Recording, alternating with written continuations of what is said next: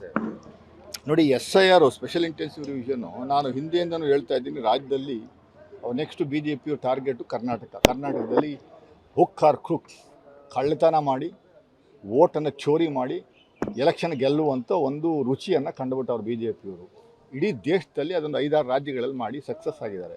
ಈ ರೀಸೆಂಟಾಗಿ ವೆಸ್ಟ್ ಬೆಂಗಾಲಲ್ಲಿ ಸುಮಾರು 93 ಲಕ್ಷ ಮತದಾರರನ್ನ ಹೊರತೆಗೆದು BJP ಗೆಲ್ಲುವಂಥ ಕೆಲಸವನ್ನು ಮಾಡಿದ್ದಾರೆ. ಇಲ್ಲಿ ನಮ್ಮ ಕರ್ನಾಟಕದಲ್ಲಿ ನಿನ್ನೆ ಅವರು ಎಲೆಕ್ಷನ್ ಕಮಿಷನ್ ಅವ್ರಿಗೂ ಕೊಟ್ಟಿರುವಂಥ ರಿಪೋರ್ಟ್ ಪ್ರಕಾರ 5,56,00,000 ಮತದಾರರು ಕರ್ನಾಟಕದಲ್ಲಿ. ಈಗ ಹಾಲಿ ನಿನ್ನೆವರೆಗೆ 1,10,00,000 ಮತದಾರನ ತೆಗೆದವ್ರೆ. 1,10,00,000 ಮತದಾರನ ತೆಗೆದಿದ್ದಾರೆ. ಯಾವ ಅಡಿನಲ್ಲಿ? ASDDO ಅಂತ ಒಂದು ಹೇಳ್ತಾರೆ. A ಅಂದರೆ ಆಬ್ಸೆಂಟು, S ಅಂದರೆ ಶಿಫ್ಟು, D ಅಂದರೆ ಡಿಲೀಟು, ಇನ್ನೊಂದು D ಅಂದರೆ ಡೆತ್ತು, O ಅಂದರೆ ಅದರ್ಸ್. ಈ ಅದರ್ಸ್ ASDDO ಅಡಿನಲ್ಲಿ 1,10,00,000 ಮತದಾರರು, ಇನ್ನೂ 10-15 ಲಕ್ಷ ಮತದಾರನ ತೆಗೆಯುವಂಥದ್ದು ಇದೆ.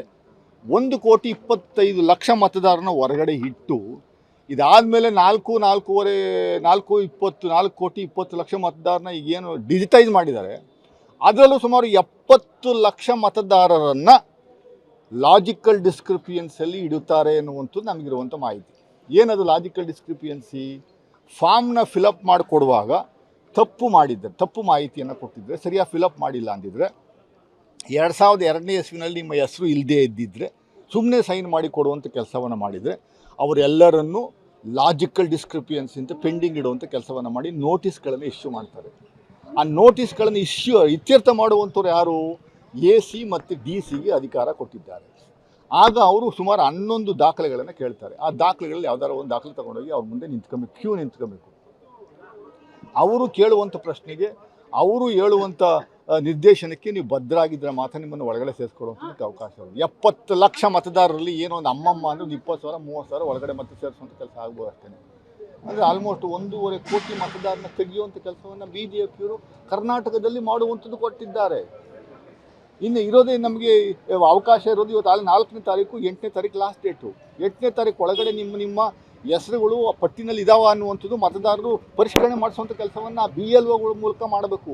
ಬಹುತೇಕ ಎಲ್ಲ BLOಗಳು ಎಲ್ಲ ಗೌರ್ಮೆಂಟ್ ಅಡಿನಲ್ಲಿ, ಎಲೆಕ್ಷನ್ ಕಮಿಷನ್ ಅಡಿನಲ್ಲಿ ನಮ್ಮ ಕರ್ನಾಟಕ ಸರ್ಕಾರದ ವ್ಯಾಪ್ತಿಯಲ್ಲಿ ಬರಲ್ಲ. ನಾವು ಅವ್ರಿಗೆ ಡೆಪ್ಯೂಟ್ ಮಾಡಿಬಿಟ್ಟಿದ್ದೀವಿ. ನಮ್ಮ ಮಾತು ಯಾರು ಕೇಳುವಂಥ ಪರಿಸ್ಥಿತಿಯಲ್ಲಿ ಇಲ್ಲ. ಅವರು ಎಲ್ಲ ಪೂರ್ತಿ ಸೆಂಟ್ರಲೈಸ್ಡ್ ಕಂಟ್ರೋಲು, ಅವ್ರದ್ದೇ ಆದಂಥ ಒಂದು ನಿರ್ದೇಶನ, ಅವ್ರದ್ದೇ ಆದಂಥ ಒಂದು ಡೈರೆಕ್ಷನ್ಸು, ಅವ್ರದ್ದೇ ಆದಂಥ ಒಂದು ವ್ಯವಸ್ಥೆ ಮಾಡಿಕೊಂಡು ಕರ್ನಾಟಕದಲ್ಲಿ ಮತದಾರರ ಪಟ್ಟಿಯನ್ನು ಮತದಾರನ ಹೊರಗಡೆ ಇಡುವಂಥ ಕೆಲಸವನ್ನು ಮಾಡಿ ಮತದಾರರನ್ನ ಕದ್ದು ಓಟನ್ನು ಕದ್ದು ಎಲೆಕ್ಷನ್ ಗೆಲ್ಲಬೇಕು ಅನ್ನುವಂಥ ಉದ್ದೇಶದಿಂದ ಈಗಾಗಲೇ ತಯಾರಿ ಮಾಡ್ಕೊತಾ ಇರುವಂಥದ್ದು ನಾವು ಕಾಣ್ತಾ ಇದ್ದೀವಿ.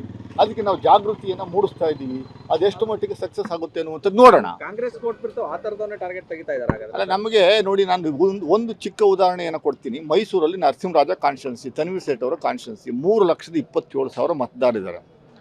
1,20,000 ಮತದಾರ ತೆಗೆದವರು. 1,26,000 ಮತದಾರರ ಪೈಕಿ ನಾವು ಒಂದಷ್ಟು ಅಸೆಸ್ ಮಾಡಿ BLOಗಳ ಹತ್ರ ಮಾಹಿತಿ ತಗೊಂಡಿರೋ ಪ್ರಕಾರ ಸುಮಾರು 65,000 ಮುಸ್ಲಿಂ ಸಮುದಾಯದವರಿದ್ದಾರೆ, 30,000 ಶೆಡ್ಯೂಲ್ ಕ್ಯಾಸ್ಟ್ನವರಿದ್ದಾರೆ, ಇನ್ನು ಮಿಕ್ಕಿದವರು ಅದರೇ ಕಮ್ಯುನಿಟಿಯವರಿದ್ದಾರೆ. 1,20,000 ಮತದಾರರನ್ನ ನೀವು ತೆಗೆದ್ರೆ ಇನ್ನು ನಮ್ಮ ಅಭ್ಯರ್ಥಿ ಗೆಲ್ಲುವಂತಾದವರು ಹೇಗೆ ಅಂತ.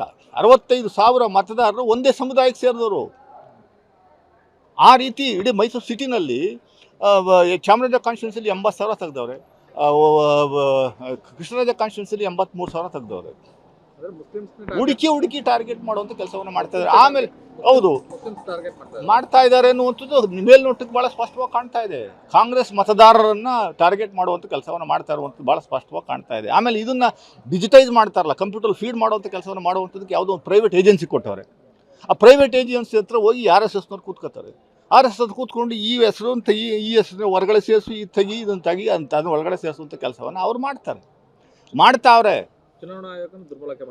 ಚುನಾವಣೆ ಆಯೋಗನೇ it has become an agent for BJP.